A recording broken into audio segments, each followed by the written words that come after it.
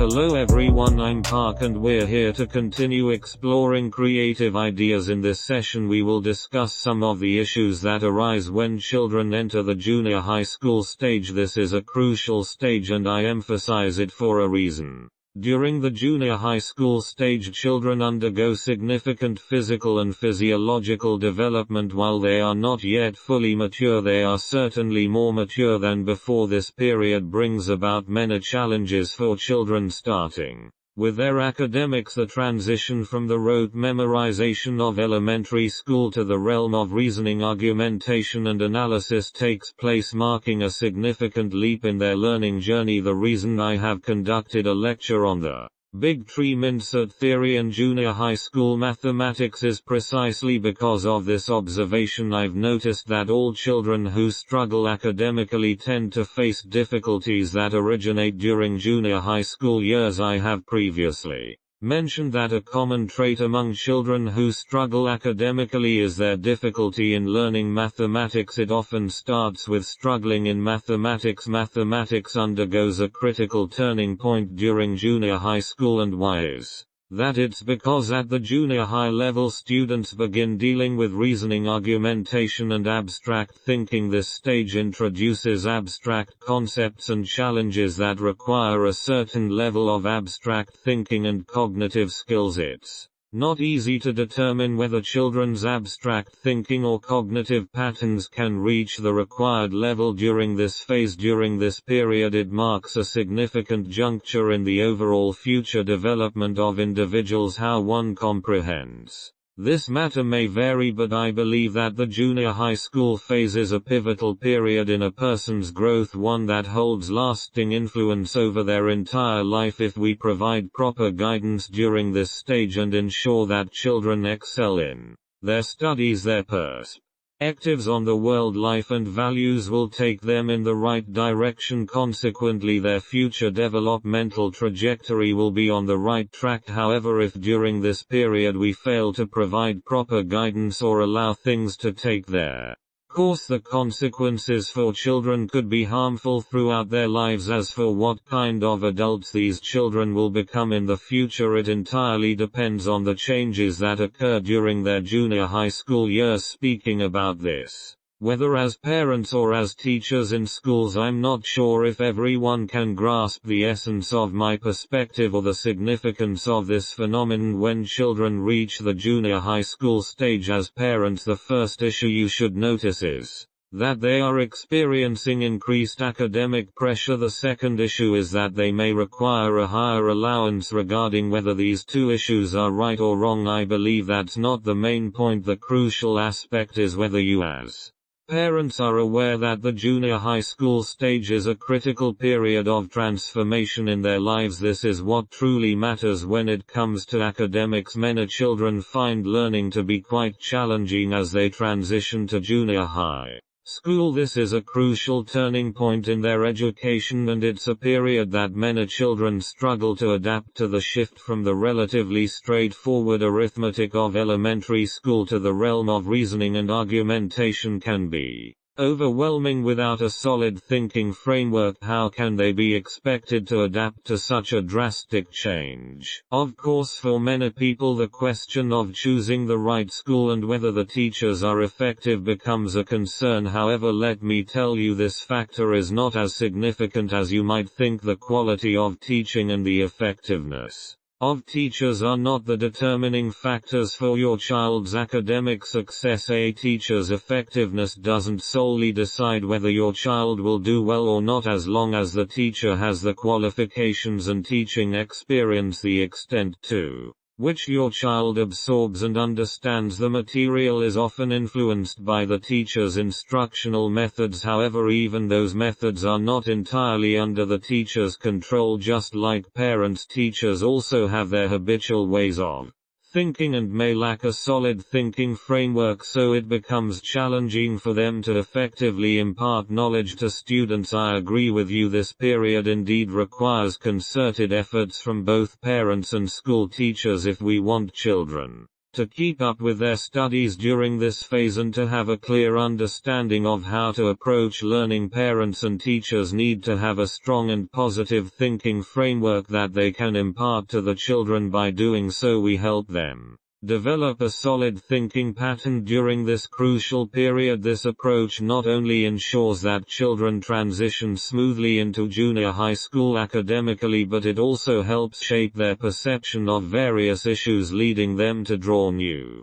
conclusions. Therefore, the most crucial aspect during this period is indeed the cultivation of a constructive thinking framework. You've made a very valid point. It's well known that the education of such thinking frameworks is virtually non-existent in the world. The reasons for this absence might not be entirely clear, but the fact remains that it's a reality. Many children do not receive this kind of quality education during this crucial phase, and as a result their paths in the future become uncertain. That's why, during the junior high school years, this critical period, I urge parents and teachers to place a strong emphasis on it. The direction a child takes in the future largely depends on the education they receive in terms of their thinking patterns during this period. This is my most distinct and significant viewpoint on the matter. Next comes the phase where children during this period begin to form their thinking abilities and thinking patterns. This inevitably leads to the development of their ideas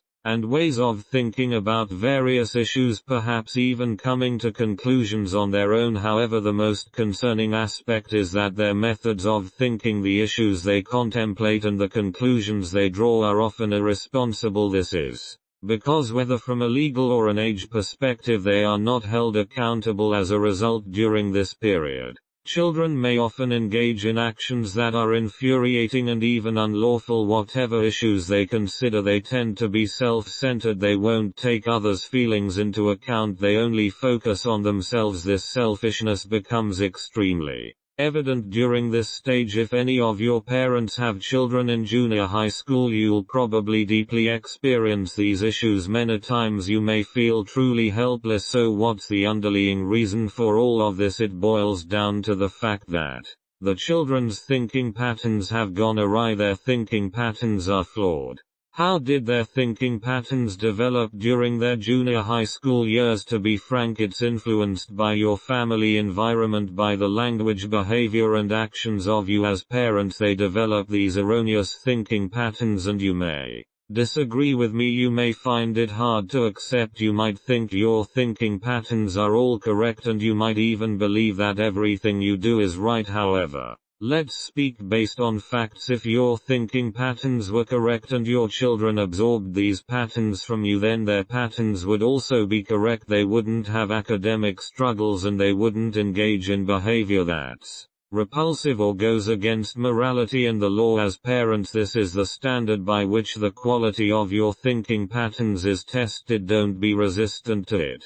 This is the reality. You might say, after over a decade of education within the family under your influence, the thinking patterns your children develop will eventually manifest. Whether they are correct or incorrect, this period will completely reflect it. It will reveal your own completely erroneous thinking patterns. It can be stated with certainty that it is a fundamental mistake. If you do not accept this viewpoint, you cannot guide your children toward the path of a correct thinking pattern. I'll be straightforward. Your child's future will be bleak and their prospects will be dark. I don't know how everyone perceives this issue, but during the junior high school stage, all these contradictions and problems will be fully exposed. Let's take a look at various aspects from the perspective of the students. When they reach junior high school, they develop very selfish and self-centered thinking patterns. Whatever they want to do, everything revolves around themselves. They are driven by a sense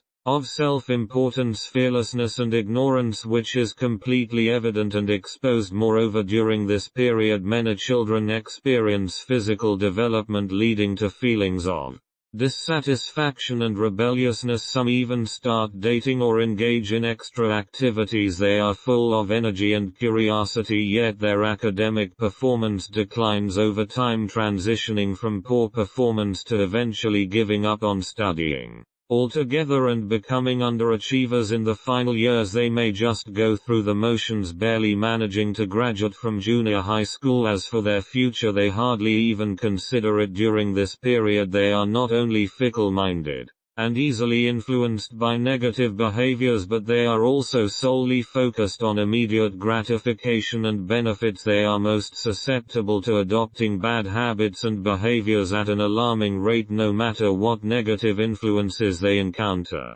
They quickly find justifications to engage in and emulate those behaviors. It is a critical phase where they learn bad habits rapidly. Therefore, if parents and schools do not pay close attention to educating students during this period, it can become a pivotal time that shapes their future lives. As for the outcomes, you understand well enough, and there's no need for me to elaborate further. Now let's examine the second aspect of the issue, the problem with schools. All junior high school teachers and the quality of schools, whether considered good or bad, do not exhibit significant differences. They can be regarded as quite similar. However, it is truly disheartening that in the entire educational landscape no teacher or school has recognized the importance of cultivating students' thinking patterns during their junior high school years. This is the true tragedy within the field of education. Don't be misled by the reputation of a particular school. Just because a school has a good reputation doesn't necessarily mean it's effective. Often such schools admit students who are already performing well, and this creates a divide in education.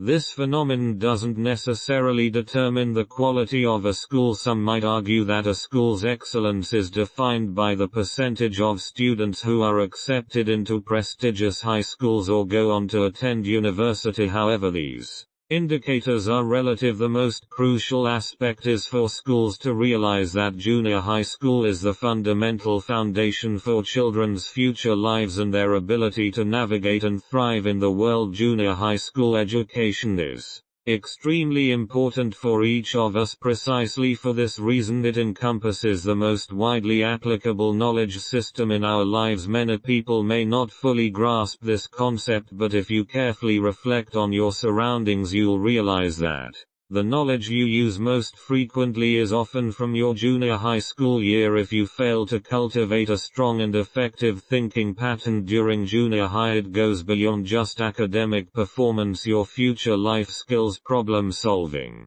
abilities and much more would be adversely affected. So if we were to categorize people into different levels, it all starts from junior high school. Why do I say this? Sure, people might proclaim the principle of equality, especially before the law, but when it comes to social status and the struggle within society, not everyone is truly equal. Don't attribute this primarily to family background or wealth. Those are secondary factors. The most crucial determinant is one's abilities, and the cultivation of those abilities starts in junior high school. The abilities cultivated starting from junior high school are not only about knowledge and academic subjects, they are primarily about the development of thinking patterns. If you fail to recognize this, then sadly it's a lamentable fact for your teachers, schools and the entire education system. You haven't placed enough importance on students during their junior high school years. How to emphasize this? It means understanding clearly that this stage is a period of transition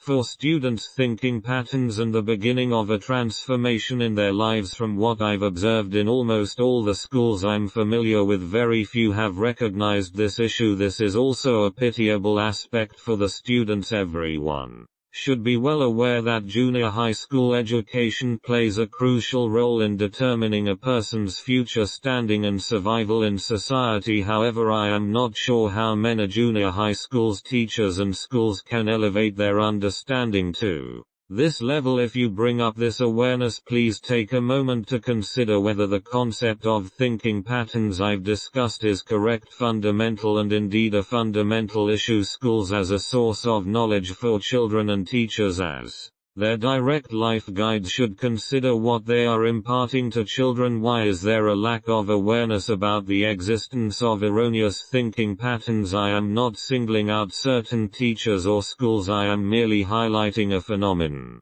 This is not an issue that can be addressed by an individual teacher or school. It's a problem that the entire education system, humanities education system, fails to address. My intention in pointing out this problem today is to encourage all educational systems to recognize that this issue of thinking patterns is at the very core of our students' challenges. I'm not sure if this perspective can be accepted by all, but I urge you to calmly reflect and seriously consider whether what I'm saying is correct. In this third aspect, let's take a look at how parents' behaviors manifest during this period. Generally, when children enter junior high school, most parents, or I should say the vast majority of parents, are no longer able to provide effective guidance on their children's studies. To be frank, many parents, even if they have graduated from college, might have forgotten some of their junior high school knowledge. Their educational foundation might not be strong, and they might only have a superficial understanding of certain topics, making them unable to assist effectively. Therefore, when children reach the junior high school stage, they are first confronted with the pressure of studies, immense pressure. This is a period of transition, as I emphasized earlier. During junior high school, the transition in learning is a qualitative leap. It's not as straightforward as the arithmetic problems of elementary school. It involves processes of reasoning and argumentation. Therefore, during this period, the academic pressure on children is at its peak. If they are not provided with proper guidance and education, they won't be able to achieve good academic results. As parents, most of the time you can only try to encourage your children to study diligently and supervise their homework, but these efforts, while not entirely ineffective, have a relatively limited impact. This is because during this period what children need most is their thinking patterns. However, 100% of parents worldwide have not been able to prioritize this issue or even imagine it. As parents, you operate within habitual thinking patterns and you don't bother to learn or acknowledge alternative thinking patterns because in your mind you are right. Well, are you right? Is it working when you guide your children in the same way? Take a moment to reflect and see if it's effective or not. I can't say that the guidance provided by all parents is wrong, but a majority of it is indeed misguided. This is because you haven't directed their thinking pattern in the right way. Just imagine this: when a child is struggling academically and facing significant academic pressure, the root issue often lies in their thinking patterns. They don't know how to approach their studies and how to think effectively. What kind of guidance can you offer if you're using only your limited knowledge and habitual thinking patterns? Can you guide them to become top achievers? It's not realistic. I hope parents can recognize this fact. There's another type of behavior among parents where they provide whatever their child asks for, whether it's money or resources, and even enroll them in various coaching classes and schools or hire tutors, thinking they have fulfilled their responsibilities. But do you not realize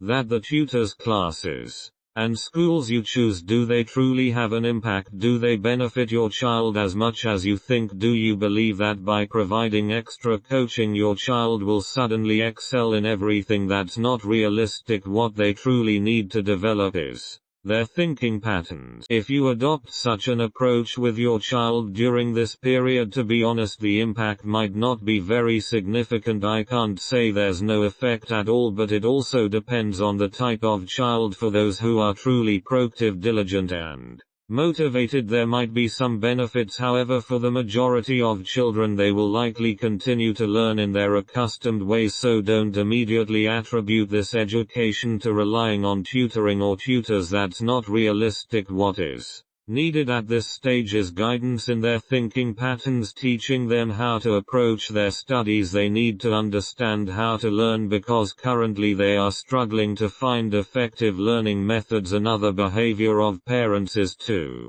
blame the school when their child is not performing well academically. They criticize the school's quality and the teacher's abilities. However, it's important to realize that teachers are human too. They are just like you, and in fact many of them are skilled educators, but even they may struggle because they lack comprehensive tools like the big tree thinking model theory. They don't have a perfected thinking pattern that they can impart to their students. It's not their fault, it's a systemic issue within our entire educational system. I'm not defending the teachers, they do have their responsibilities, but those responsibilities are not centered around this particular issue. They are indeed limited in what they can do during this phase. Parents shouldn't be blaming anyone. Such complaints won't be productive. Whether your child performs well or not is a joint effort between both sides, not the responsibility of just one. It's not solely the school's responsibility. Parents also play a crucial role. Let's speak candidly. Where do your children's current habitual thought patterns come from? They are cultivated by you, the parents. They learn from you, imitating your language, behavior and actions, which then become ingrained habits. So who is ultimately responsible for the fundamental issue? Is it the school? No, it's largely the responsibility of you, the parents. Therefore, during this phase you shouldn't shirk your responsibility. These are some of the behaviors exhibited by parents. Whether they are right or wrong, I'm not certain. However, these issues are laid out here on the table for everyone to ponder. Let's not place blame solely on one party. Schools blaming parents, parents blaming schools. This approach is not productive. Only when we come together and collectively recognize the seriousness of this issue, only when we realize that students need guidance in their thought patterns, can we address this fundamental problem. That concludes the central topic of this lecture for now. In my next session I will discuss other phenomena. Friends who are interested in my lectures, please click to subscribe and click on the little bell. At the same time, the links to the Big Tree Thinking Model Theory ebook and the Big Tree Thinking Model and Junior High School Mathematics lectures are here below. Friends can click on the link to watch related free lectures. Thank you all.